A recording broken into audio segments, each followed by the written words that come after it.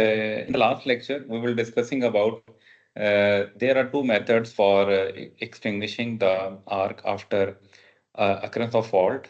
And whenever the fault occurs, the circuit breaker suddenly opens and there arise a arc flash between the contacts of the circuit breaker.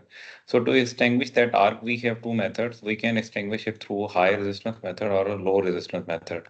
In high resistance method, as we have discussed before in the last lecture, that in the high resistance method, what we do is that we actually increase the length of the arc and cool it. Then we can split it through a splitter. And the fourth important component that plays a role in basically increasing the resistance of an arc is magnetic blowout. So these are the four main components of encasement, which actually in combination increase the increase the arc resistance. So similarly, there is another method which is known as low resistance method. So ये जो arc resistance method है, ये ज़्यादातर use होता था किन circuit breakers में. It is usually used in air brake circuit breakers. और ये जो air brake circuit breakers हैं, they are mostly applied in low voltage and medium voltage applications. One of the example of the air brake circuit breakers are in our homes, which are usually known as the miniature circuit breakers. There are other low voltage circuit breakers that may be of a bit high capacity as compared to the circuit breaker that are used in our homes. But there we also use the air brake type circuit breaker because they are of low cost and they have not of so much expensive. So therefore, the technique used there for quenching the arc is high resistance method of arc extinction. So, but in all the modern circuit breakers, for example, SF6 circuit breakers and the vacuum circuit breakers, the type of method that is used for arc quenching is low resistance method. So, in the last class, I have explained to you that what is low resistance method. And in the today's class, I will explain it more with the help of a waveform, a current waveform, that how basically we say that it is a low resistance method and what actually we do in this method to quench the arc. So we will take the aid of this uh, current and voltage waveform. Before understanding, recovery voltages after arc extension, first we understand that how the arc is quenched in a low resistance method. So, first of all, um, uh, uh, just consider this circuit. This is an RLC circuit where we have a source at one end and a circuit breaker on the other end. So just assume that there is a fault suddenly applied at the right hand side of this circuit breaker, and just consider that this fault is a single line to ground fault. What happens is that suddenly the current rises, and the current rises to its peak value, and because of this high current, what happens is that the circuit breaker is open because it is a fault current. So due to the fault, the circuit breaker's contacts open. So what happens at that time? So suddenly a high voltage appears at the point of the circuit breaker or between the contacts of the circuit breaker. So why this high voltage appears? This high voltage appears because the current basically now the breaker is open, and due to the opening of the breaker there is a open circuit there. So at open circuit we have a high voltage. So from where this high voltage comes? This high voltage comes from this supply voltage, because on the left hand side of this circuit breaker there is a voltage. uh, on the right hand side, you know that there is a voltage zero value. Because why? Because the fault is at the ground level now. So on the right hand side of the circuit breaker, there is a voltage zero value. So the only voltage that can appear during the fault of the circuit breaker is the voltage from this supply. So this supply voltage appear at the circuit breaker. So the voltage of the circuit breaker will be the supply voltage. However, there are certain transients that can add at this time in the supply voltage of the circuit breaker, and these transients will come from the storage element, that is L and C, that is attached in series and parallel combination with the circuit breaker. So these are basically the energy storage elements, and as soon as the fault occurs at the circuit breaker. So because these storage element, they basically release their stored energy, and because of that stored energy, the harmonics or the ripples will come out, and those harmonic voltages will add up to this supply voltage, and your current voltage will be more than the original one. So this is the basically operating mechanism of this circuit in case of fault. So now come towards this figure, which is having three waveforms. One is for the circuit voltage. I mean, this is the supplied voltage, the waveform which is drawn with the help of dashed line. Then we have this black waveform, which is known as the short circuit current. The value of the current that occur when there will be a fault after the circuit breaker. So and there is a third waveform, which is basically the arc voltage. So the point here is here it is very important that the short circuit current waveform is at a 90-degree angle to the supply voltage waveform. And why it is at a 90-degree angle at a supply voltage waveform? Because you know that the transmission networks are usually highly inductive. Similarly, in the power system, the major load is also inductive.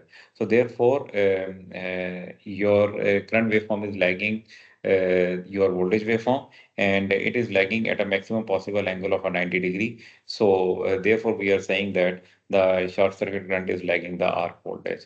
Then we know that there is another waveform which is an arc voltage waveform. Because your arc voltage is in phase with the short circuit current, as the arc voltage arises due to the short circuit current. Because the occurrence of arc voltage is only possible because of the short circuit current. Therefore, the arc voltage is in phase with the short circuit current. So they are in phase. However, there is a difference will be between in their magnitude, so that won't be a problem. So these are the three waveform. One is the supply voltage waveform, the other one is the short circuit current waveform, and the third one is the arc voltage waveform. Now, the point of importance here is that for extinguishing the arc in the circuit breaker, as soon as a fault occur in the circuit breaker, what happens is that your contacts break or the contacts open. After the opening of the contacts, however, the your circuit is currently also live. I mean, the source is intact, and I mean your load is at high value of the current, because there is usually there is a short circuit fault. So a very high amount of current is now passing from the supply side to the fault side.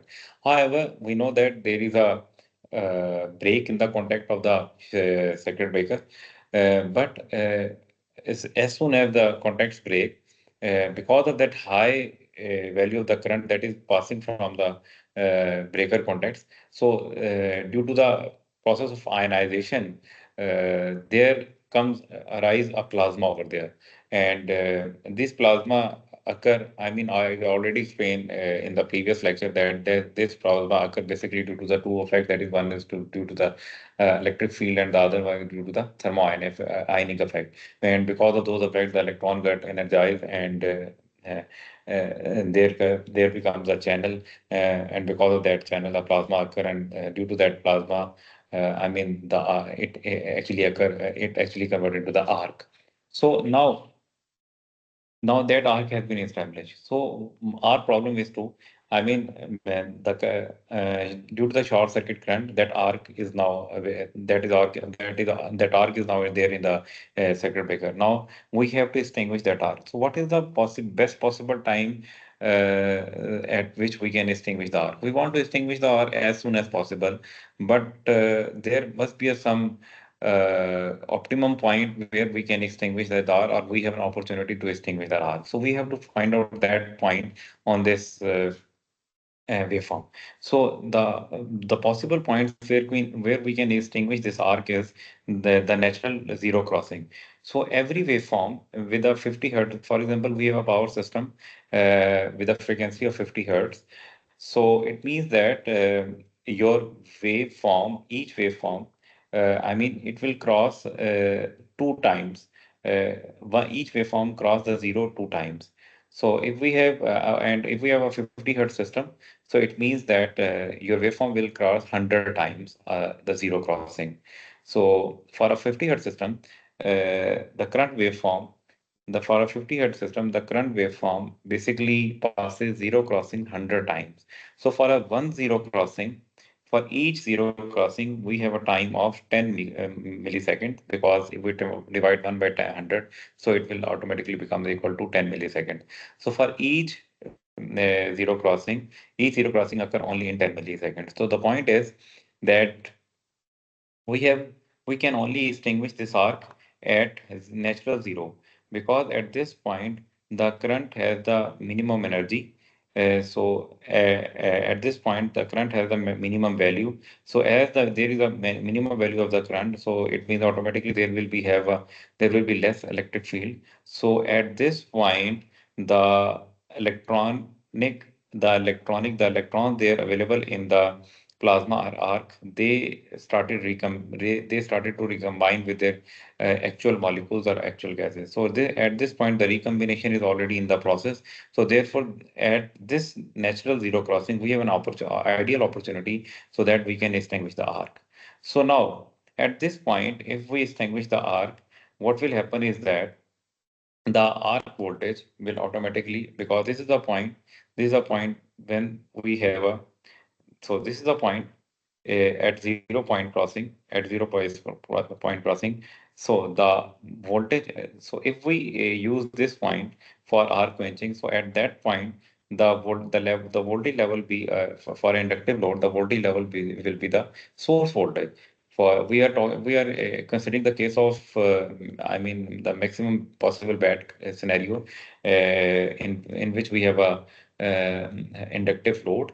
And with that inductive load, I mean, and the inductive load is also at a 90 degree, I mean, the maximum possible bad scenario. So therefore, at zero crossing of this current, the voltage will have a maximum value of Vs. So the voltage will be again, the voltage at this point will be the supply voltage. So, however, due to I have already told you that at this point, the voltage not only the supply voltage, however, there is some voltage that will be added by these components as well. So the actual voltage will not actually be the supply voltage for the initial few seconds. However, it will become it will be the voltage that has been added due to the added factor due to the ILRs L and C. So but for the few seconds. So ये जो voltage आपके पास आएगा जब आपका fault occur होगा, उस वक्त national zero crossing के ऊपर जैसे ही आप आर्क की क्विंचिंग करने गए, फॉर एग्जांपल आपका फॉल्ट अकर हुआ और आप फॉल्ट क्विंचिंग करने गए, जैसे ही आप आर्क क्विंचिंग करेंगे, तो होगा क्या, उस वक्त जो आपके पास वोल्टेज लेवल होगा दैट विल बी वीएस। उस वक्त तो आपका वोल्टेज वीएस होगा, और ये मैं अभी आपको आगे जाके जब हम देखेंगे ना कि आर्क जो आपकी क्रिएट होती है, एक्टिव रिकवरी वोल्टेजेस ये होती हैं आपकी, इनके ऊपर लोड टाइप का क्या इम्पैक्ट होता है, तो जहां पे जाके मैं आपको बताऊंगा ना कि इंडक्टिव लोड का क्या इम्पैक्ट होता है, वहां पे आपको ये बात फर्दर क्लियर हो जाएगी। लेकिन अभी मैं आपको ये बता रहा हूँ, देखिए जब आपकी जीरो क्रॉसिंग हो रही होती है वेव की, और जीरो क्रॉसिंग के ऊपर क्या होता है, जीरो क्रॉसिंग पे मैंने आपको एक्सप्लेन किया कि ये जो जीरो क्रॉसिंग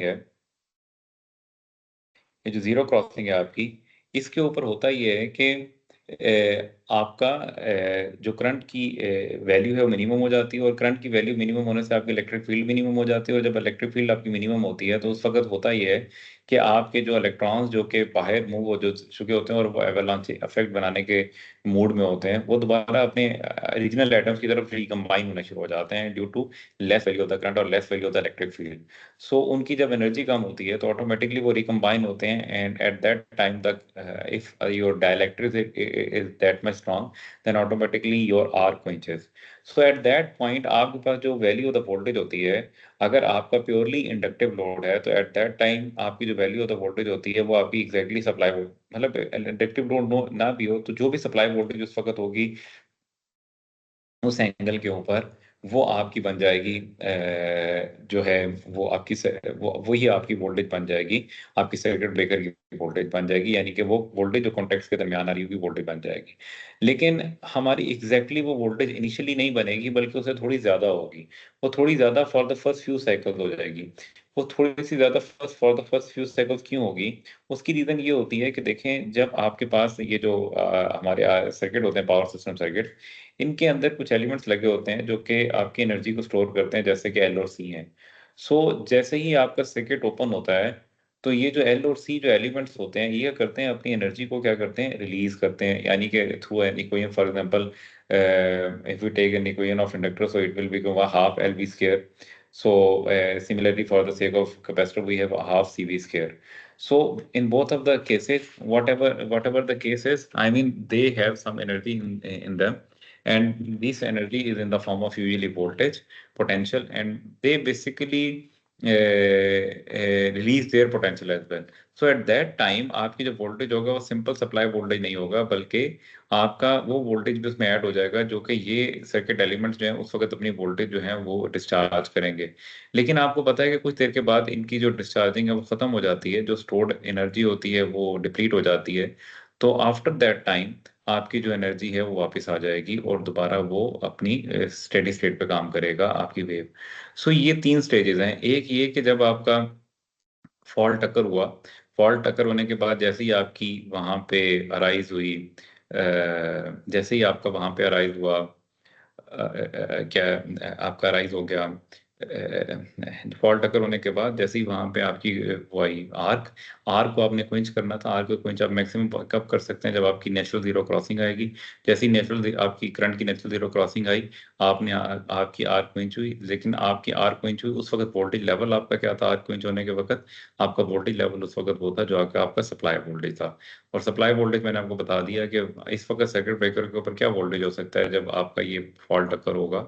फटाफट उसी वक्त आपका जो वोल्टेज होगा वो यहाँ पे इस साइड पे तो वोल्टेज फॉल्ट वाली साइड पे तो जीरो हो गया, तो जो इस साइड पे वोल्टेज है एग्जैक्टली वही वोल्टेज आपका सर्किट ब्रेकर का वोल्टेज हो जाएगा, प्लस वो वोल्टेज जो कि ये वाली जो एलिमेंट्स हैं इन्होंने अपने अंदर स्टोर कर रखा है, वो वोल्टेज इसमें ऐड हो जाएगा। लेकिन कब तक ये वोल्टेज उसके अंदर ऐड होगा, वो वोल्टेज जब तक ऐड होगा जब तक इनकी जो एनर्जी है वो खत्म नहीं हो जाएगी, डिस्चार्ज नहीं हो जाएगी इनकी एनर्जी। और जब इनकी एनर्जी डिस्चार्ज हो जाएगी तो अगेन आपका जो वोल्टेज है वो दोबारा यही वोल्टेज हो जाएगा जो कि आपका सप्लाई वोल्टेज है। ठीक, तो ये बेसिकली आपके तीन टाइप ऑफ वोल्टेज जो अपीयर होते हैं। अभी इसी बेस के ऊपर आपके तीन तरह के वोल्टेजेस का नेम यहाँ पे दिया गया है। एक आपका एक्टिव रिकवरी वोल्टेज है, और एक आपका ट्रांजिएंट रिकवरी वोल्टेज होता है, और एक आपका रिकवरी वोल्टेज होता है। So how we can differentiate between active recovery voltage, transient recovery voltage and recovery voltage?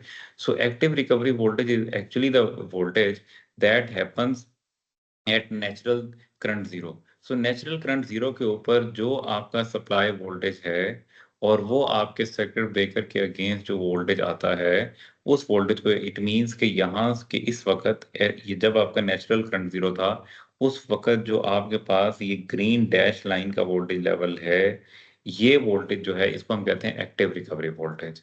अब ये जो ट्रांजिएंट रिकवरी वोल्टेज है ये क्या होता है? ये रिकवरी वोल्टेज ये होता है कि आपके पास एक, देखिएगा, ये रीस्ट्राइकिंग वोल्टेज अपीयर होता है। ये जो रीस्ट्राइकिंग वोल्टेज कौन सा होता है, जो कि आपका जब जैसे ही आपका, मैंने आपको बताया था कि फॉल्ट आया, फॉल्ट आने के बाद एक तो वोल्टेज आपका ये आया एक्टिव रिकवरी वोल्टेज, लेकिन इसमें कुछ वोल्टेज ऐड हो गया, और ये वोल्टेज जो ऐड हुआ एल और सी का, इस वोल्टेज का बेसिकली हमने क्या कह दिया, ये वोल्टेज किस में ऐड हो गया, आपके सप्लाई वोल्टेज में। सो ये वोल्टेज कुछ देर के लिए ऐड हुआ। अब इस वोल्टेज का एडिशन, ये जो रीस्ट्राइकिंग वोल्टेज जिसका नाम दे दिया, ये जो वोल्टेज है, ये वोल्टेज लेवल प्लस जो आपका एक्टिव रिकवरी वोल्टेज है जो कि सप्लाई वोल्टेज आपका अपीयर हो रहा है सर्किट ब्रेकर पे, इन दोनों को अगर हम ऐड करेंगे फॉर दिस टाइम पीरियड, तो ये वाले वोल्टेज को हम कह देते हैं transient recovery voltage. I hope I am clear to you. अब इसके बाद जब ये आपका फुली डिस्चार्ज हो जाएंगे दोनों कैपेसिटर और इंडक्टर, और आपका वोल्टेज दोबारा एक स्टेडी स्टेट दोबारा अचीव कर लेगा, ये जो वोल्टेज है इसको हम कहते हैं recovery voltage. So this is the difference between active recovery voltage, transient recovery voltage और रिकवरी वोल्टेज। सो ये आर्क आपको पता है कि जब सर्किट ब्रेकर में अपीयर होती है, जैसे सर्किट ब्रेकर के कॉन्टेक्ट ओपन हुए, वहां पे आर के पियानो लगी। जैसे ही वहां पे आर के पियानो लगी, तो क्या हुआ कि वहां पे आपकी जो क्विंचिंग एबिलिटी थी आपके डाइलेक्ट्रिक की, जो वहां पे अवेलेबल था, I mean it could be oil, वहां पे एयर भी हो सकता है डाइलेक्ट्रिक, वहां पे सल्फर हेक्साफ्लोराइड गैस भी हो सकती है। सो आपकी इनमें से कोई भी जो भी आपका क्विंचिंग मटेरियल अवेलेबल था, उसने क्या किया, अपनी प्रॉपर्टीज की वजह से इलेक्ट्रॉन रिकम्बिनेशन, इलेक्ट्रॉन में एवेलेंचे इफेक्ट नहीं आने दिया, और जल्दी से इलेक्ट्रॉन्स को क्या कर दिया, बजाय इसके को एवेलेंचे इफेक्ट की तरफ जाते उनको रिकम्बाइन करवाया, और आपके जो आर्क को है वो खत्म कर दिया। अब आप आपकी आर्क तो खत्म हो गई, कब खत्म हुई आर्क, किस पॉइंट पे हुई, जब आपका जो करंट की वैल्यू थी वो नेचुरल करंट जीरो पे थी। लेकिन स्टूडेंट्स क्या है, if you can I mean imagine this thing, कि इसके बाद करंट की वैल्यू तो दोबारा बढ़नी है। ये करंट की वैल्यू जो है, आगे फॉल्ट आया हुआ है, पीछे आपकी सप्लाई इंटैक्ट है, तो करंट की वैल्यू ऐसा तो नहीं कि हर वक्त नेचुरल करंट जीरो पे रहनी है, करंट की वैल्यू तो फिर राइज होगी और फिर वापस इस तरह आएगी। सो जब ये करंट की वैल्यू दोबारा राइज होगी और इसमें दोबारा ऐसा आना है, तो इस वक्त चांसेस होते हैं, इस वक्त किस चीज के चांसेस होते हैं, इस वक्त चांसेस होते हैं कि कहीं ऐसा ना हो कि आपकी आपकी इस वक्त ये चांसेस होते हैं, ऐसा ना हो कि आपकी दोबारा जो है वो आर्क वहां पे डेवलप हो जाए। और वो जो आर्क डेवलप होती है उसमें जो इसने तो जो करंट ने तो जो होना है, लेकिन यहाँ पे होता ये है कि ये जो आपकी स्ट्राइकिंग वोल्टेज है, अभी ये इस वक्त बहुत इंपॉर्टेंट जो है ना वो रोल प्ले करती है। क्योंकि अगर तो आपकी सप्लाई वोल्टेज के बराबर आपकी वोल्टेज आ रही है, सर्किट ब्रेकर की वोल्टेज, तो फिर तो ये आर्क दोबारा स्टार्ट नहीं हो सकती।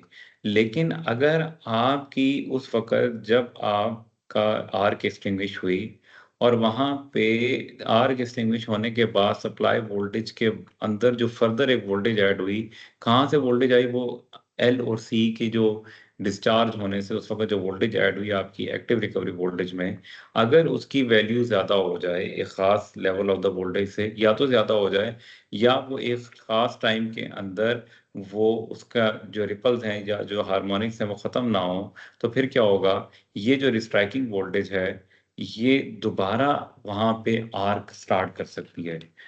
इसलिए ये वैल्यू ऑफ रिस्ट्राइकिंग वोल्टेज या इसका addition with active recovery voltage जो कि मिलकर बन जाता है ट्रांजिएंट रिकवरी वोल्टेज। ये इसलिए मैटर, ये वाला जो करेक्टरिस्टिक है, ये वाला जो पैरामीटर है, ये इसलिए इंपॉर्टेंट है ट्रांजिएंट रिकवरी वोल्टेज का, क्योंकि ये वो वोल्टेज है जो कि जिसको हमने एज सुन एज पॉसिबल जो है वो खत्म करना है, और उसकी वैल्यू हमें एज लो एज पॉसिबल रखनी है।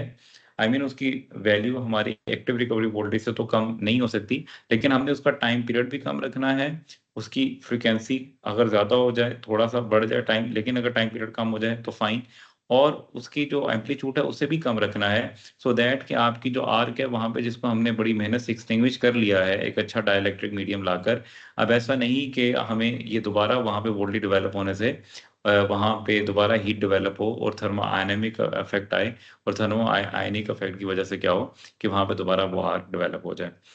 क्या है कि ये तीन तरह की वोल्टेजेस हैं जो कि हमारे लिए इंपॉर्टेंट होती हैं, एक एक्टिव रिकवरी वोल्टेज, एक ट्रांजिएंट रिकवरी वोल्टेज, और एक इसमें रिकवरी वोल्टेज, और सबसे इंपॉर्टेंट जो इसके अंदर अंडरस्टैंडिंग के लिए है वो है transient recovery voltage. So here is the comparison between all these type of voltages. Definition. If you want to understand what is definition, I have given you its definition here. Instantaneous voltage है appear करती है across contact just after arc extension.